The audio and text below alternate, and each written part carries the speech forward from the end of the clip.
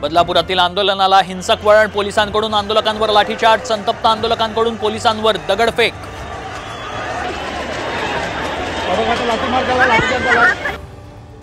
बदलापुरात जमाव आक्रमक, संतप्त जमावाकडून बसची तोडफोड, 4 चाकी वाहनांनाही केलं लक्ष्य। बदलापूरमधील पालकांच्या आंदोलनाला हिंसक वळण, आंदोलकांकडून पोलिसांवर दगडफेक, शाळेची ही तोडफोड, पोलिसांकडून अश्रुधुराचा वापर।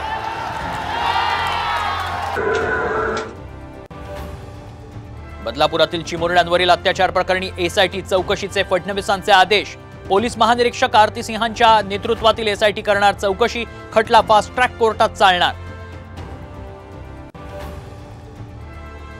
आणि तब्बल 11 तासांनंतर अंबरनाथ कर्जत लोकल सेवा सुरू, आंदोलनामुळे प्रवाशांचा अतोनात हाल, ठाणे रेल्वे स्थानकात तुफान गर्दी।